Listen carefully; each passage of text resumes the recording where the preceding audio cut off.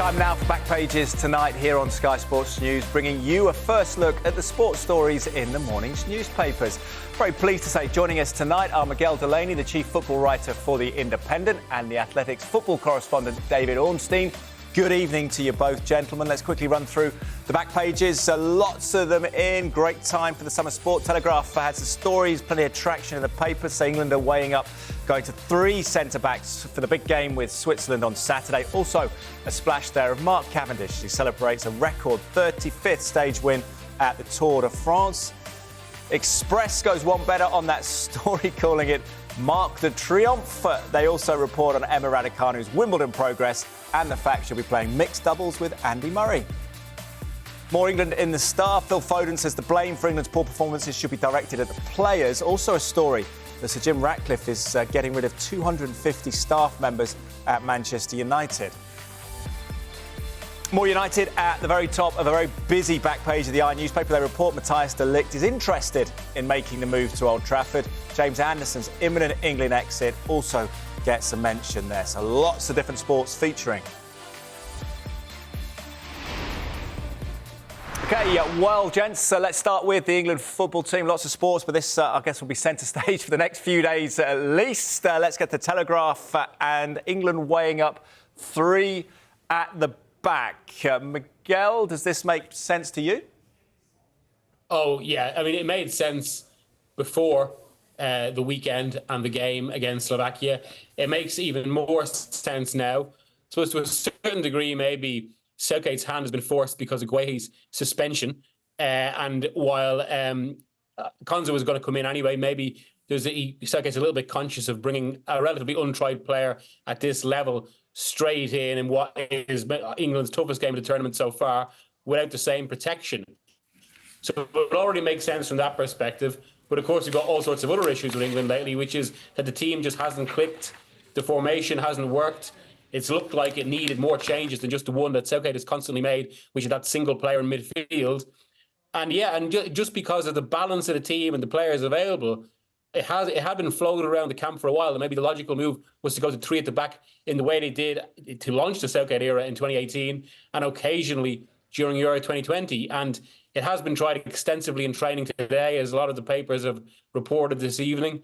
And it does feel logical. And it could mark the shift maybe to go with the kind of the emotional momentum from the nature of Bellingham's goal against Slovakia. I mean, there has been a lot of talk in the last few days about, Italian 90 moments like Wright's goal against Egypt or Platt against Belgium, or else the Gaza goal against Scotland. But crucial with those 2 tournaments, the 2 managers actually made tactical changes. Yeah. And this might be that. Yeah, interesting point about Italian 90s. No, Sam Wallace in The Guardian was writing about that earlier in the week as well, Telegraph. In fact, Jason Burt here in The Telegraph writing about a switch to back 3 can give England the kickstart they need. David, Southgate tempted to bring in a common-sense solution. It can go a long way to fix problems afflicting his team. Is the biggest problem not having a trademark left-back, or is it now the centre-half issue? What's the big problem this will solve for you? Left back has been the biggest issue of the tournament for England so far, Teddy, because it's deprived England of the balance that is so crucial. And I find it absolutely remarkable that the national sport in England, we managed to go to a major tournament with only 1 recognised left back, and that left back being injured. It doesn't reflect particularly well. And there were options that Gareth Southgate could have turned to, a Ben Chilwell, a Tyrick Mitchell, maybe even a Dan Burn, but he went with what he has gone with, and England have scraped through to this stage. And now, the focus does fall on to centre-half because Mark Guehi has proved to be England's best player, you could say, at the tournament, and he's now suspended. So they're going to have to change things up. What I would say is that when you refer to previous tournaments, England's most exciting tournament, you could say, under Gareth Southgate, the 2018 World Cup in Russia, I was out there, and he largely played a back 3. That included Kyle Walker and John Stones alongside Harry Maguire, and 2 of those 3 live on in his setup, and Ezri Konsa might well come into it on this occasion too. And he did it at Euro 2020 as well when England got to the final. at the delayed tournament. So it's not like he hasn't switched between the two formations in the past, and it looks like he might well do so again. The only thing is he hasn't done so at this tournament, and a lot of the players are new to this setup in terms of the whole squad. It's quite a new look, and so it will be perhaps a match in which they lack acclimatization to this new system and only have a few training sessions at it.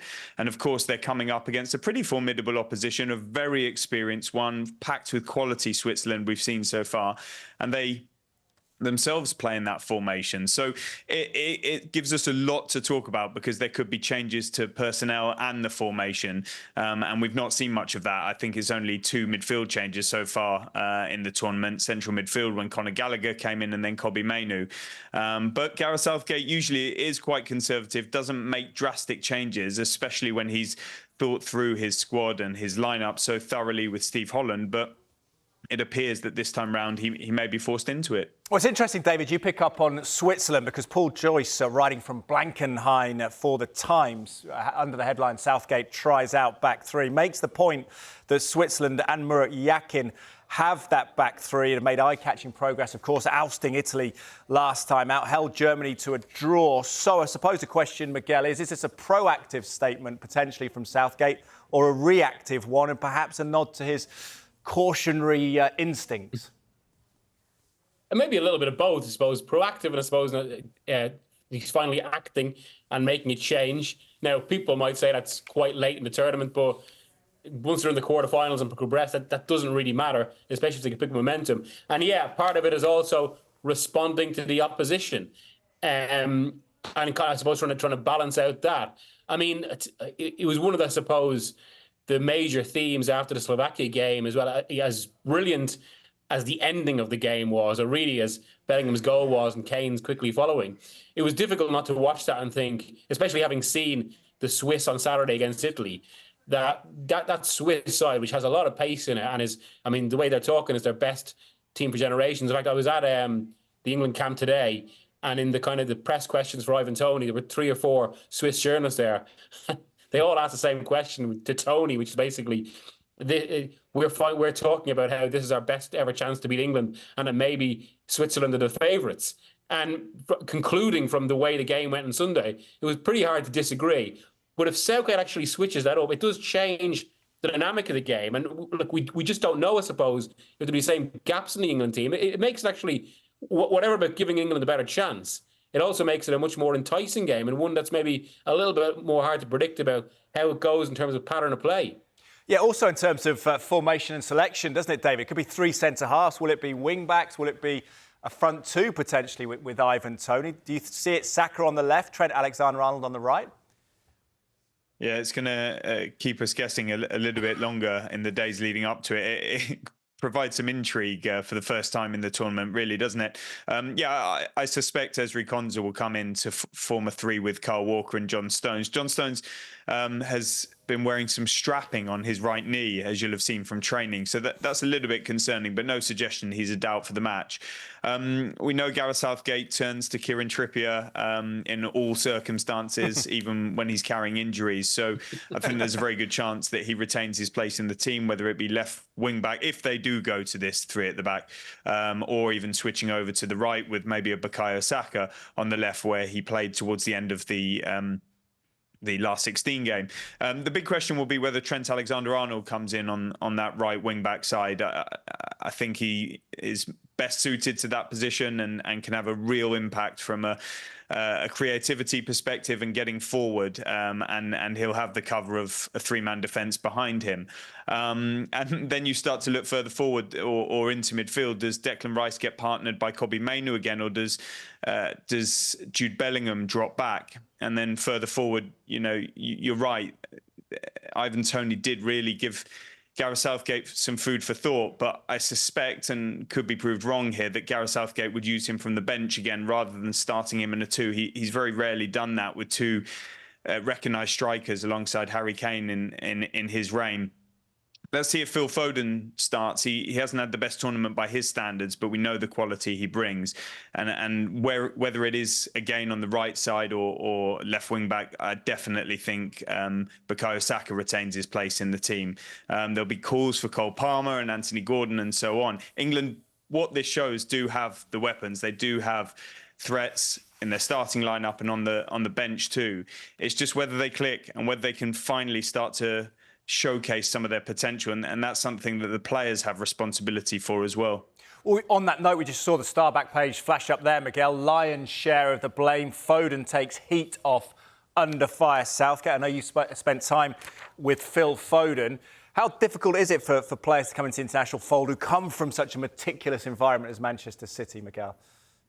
Yeah, that's been another theme of the tournament, hasn't it? And actually, this was something that was put to Foden today about how maybe there's been unfavourable comparisons between Southgate and, I suppose, the more sophisticated structures of particularly at Manchester City under Guardiola, but also Klopp and Arteta, obviously, given he is a Guardiola disciple in that way. And they come from that, where basically, I suppose, Foden is playing in maybe almost the most preset structure in football. Obviously, it does allow for his own individual expression, but he goes from that then to what feels almost a kind of an England team that has kind of more fixed lines about where the players go, but isn't as integrated in terms of what they do. So it doesn't allow that same fluidity. Now, Foden, I suppose, the tone he was radiating really was almost protecting Southgate, because he said he literally feels sorry for him because of that criticism. He did reject it, but then he was also speaking about how he said he's not going to lie. He would prefer to play at number 10, but he does feel that his relationship with the other forwards is growing. Now, again, it's why the back three is so interesting, because of the knock-on effect on the rest of the team. If Southgate does play this, then it will just change the nature of the attack. And who knows? I mean, could we maybe see, rather than a straight two with Tony and Kane, maybe one of Foden and Bellingham, or Bellingham alongside Kane? It really changes things. It's very interesting. Interesting in how it's received as well as to who apportions the blame to whom, David. Looking at the media, considering that, The Guardian has players must share blame for performances. Foden admits, he says in this piece here, quoted, "I feel sorry for Gareth. In training, he's been telling us to press and be high up the pitch. Sometimes it has to come from the players." Where will the blame be attributed, do you feel, on Saturday evening if England switched to 3-5-2 and failed? Do you think the players should get some of it? Well, Phil Foden has a point, because they've not delivered on expectations or on the level that we see from so many of them week in, week out. They haven't gelled in a way that we would have liked to have seen. And when you look at, the sort of reaction from the media, from the public, you also know at the same time that it is going to fall on Gareth Southgate, regardless of what Phil Foden says. That's just the nature of these things. And I think there's a realization that, Gareth Southgate, very good chance this could be his last tournament, whatever happens. I think coming into it, there was a feeling maybe if he wins it, he goes on to the World Cup in 2026. Bit of a shot to nothing.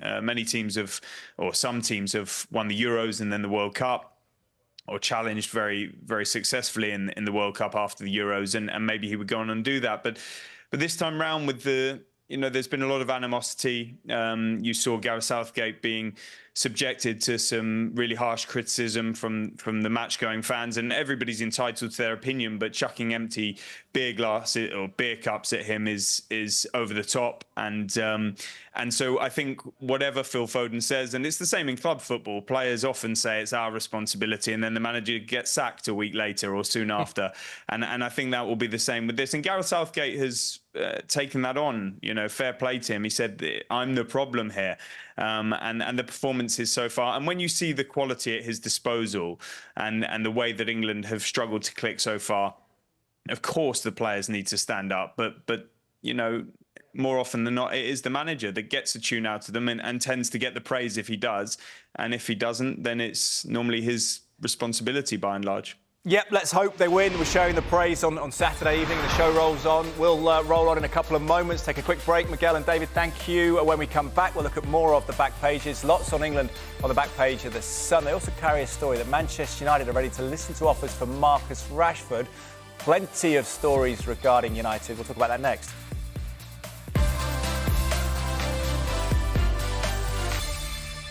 You're watching Back Pages tonight. Welcome back to you, and welcome back to Miguel Delaney, chief football writer for The Independent, and the Athletics football correspondent David Ornstein. David, I'll come to you. Back page of The Sun, dominated by tennis and England football team. Tucked away, though, below Foden failings are fault. Is United open to rash offers? Marcus Rashford, what's your understanding of his position? I suppose he's risen in a lot of England fans' perspective over the course of the tournament. But where does his club future lie at the moment?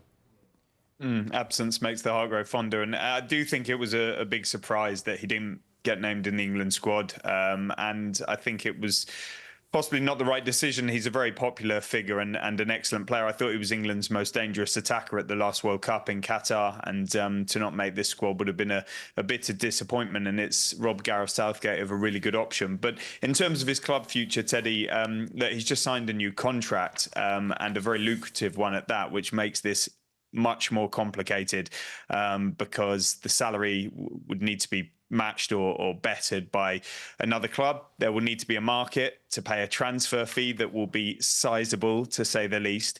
Of course, if a massive offer comes in for Marcus Rashford, I'm sure Manchester United would consider it for him or pretty much any other player, and I'm sure Marcus Rashford would have something to think about. But what he's always said is that he's a Manchester United boy, and it's his sort of dream to be successful there.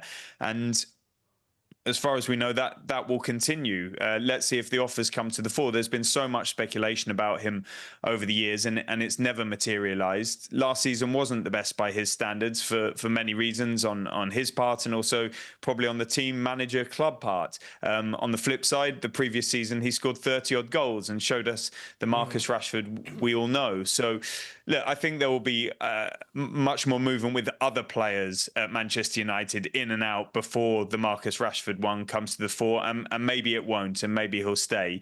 And if he does, he'll be looking to have a much better season than happened last time round. Absolutely. We'll keep across that situation. Talking of plenty of movement at Manchester United, the eye has bottom left-hand corner. Miguel, United talks progress with Bayern over Matthias de Ligt deal. Does that seem like a good marriage there for you? Miguel, can you hear me, Miguel? Just say Matthias de Ligt. I can indeed tell you. I'm in a hotel here and the internet connection just dropped. So just de Ligt to Man United, does that make sense to you? Yeah, I mean, obviously they've tried to, or the centre-half is one of the major issues in the team for, I suppose, almost half a decade now, going back through Mourinho's time. It's one of many areas they want to replenish. They have actually looked at de Ligt before. It had been broached when he went to Juventus back in 2019, 5 years ago now. So there is an existing interest. And also it makes sense to freshen up. Although, I watched him actually in Europe a few times this season, including against Arsenal and Madrid. And there are maybe elements of his game still to work on, but I think it would be an upgrade for United. We'll keep across the situation with Matthias de Ligt and all the potential movement at Manchester United. I want to discuss a more sobering story regarding staff at Manchester United, David. It appears in the Mail and the Star. The Mail here, United set to axe a quarter of their staff, 250 of 1,112 employees, writes Mike Keegan. Just wonder, what will this do for the atmosphere around the club? Yeah, it's a cull, a pretty brutal one at that. And Mike Keegan's exclusive this morning. It was a situation that won't have gone down well with many of the staff. There was a meeting and it sounds like there was silence in the room. A lot of people were stunned and shocked and disappointed and worried because this is their livelihoods. And so deeply unpleasant. It wouldn't have been nice for, I think it was Jean-Claude Blanc, the interim chief executive, who had to deliver the news. And Manchester United, clearly, Ineos are cutting back. They're trying to make this a more lean organisation. They'll view it as years of largesse and excess and a bloating of the staff base and roles that perhaps they believe don't need filling or are not right for the here and now. Maybe they were at one point. And many will be looking at it and saying, well, you're hiring sort of sporting directors and directors of recruitment and, looking to make transfers, but you can't keep staff on. I think United would see it differently and sort of say, look, we need to hire the right people in the right roles and try and focus all of our attentions in making the right decisions and getting this football team back on track. But this sort of thing is never easy, but all indications from when Ineos have come in were that this sort of thing was going to happen. And now we're seeing it, and it has human consequences, which is not nice, but sadly it is the way of the world and many businesses. Indeed, we wish all the people involved at Manchester United the best as well, and we'll keep across the story here at Sky Sports News. Let's talk cycling, Miguel. I know there's a lot of debate in Portuguese journalist circles about a 39-year-old, but Mark Cavendish striking a blow for 39-year-olds with a 35th record stage tour win at the Tour de France. The Express has marked the triomphe, which he wasn't in Paris, he was in Saint-Vaubois, but it's still a great headline. Where does this stand in the pantheon of sporting achievements? It's a great tonic over the week, isn't it? And just to illustrate that, I suppose, to show the cut-through, I was actually in England's base in Blankenheim as the results came through. People there, including FA staff, immediately switching over to watch, which I think shows the scale of the feat, the respect. And I mean, like, we often talk on the show about how football just, it's a steamroller that kind of demolishes every sport in terms of interest. But the very fact that Cavendish made the cut through in a moment like that with a feat like this illustrates just how much this means for people. And yeah, it's a remarkable achievement. It always that question as well, David, quickly, give us about 20 seconds, just on the dilemma of retirement, isn't it? Because he's come out of retirement and now he's got the history. He's got Eddie Merckx's record. Yeah, it's remarkable. And it was 2008 that he won his first stage. So he's still going strong. He may win again in the next stage, by the way. And you wouldn't bet against him trying to extend this record beyond 35. It's a phenomenal achievement. One of the greatest British athletes, Olympians, personalities there has been. And given what he's gone through, injury, illness, depression, this is remarkable. And he was there to celebrate with his family, and deservedly so. Great moment for the Manx man in 15 seconds. Miguel, how good does Emma Raducanu look? Box office Raducanu ignites tournament and lifts the national mood is a Telegraph story. Do you think she can win it? Oh, yeah. I mean, I suppose we have that track record of that one major a few years ago. And there is an emotional momentum in what is building potentially to a big 2 weeks of British sport. Absolutely. And the England team hopefully won't let them down. The men's team on Saturday evening. The women's cricket team looking great as well. David Ornstein, Miguel Delaney, thank you for your time on Back Pages tonight.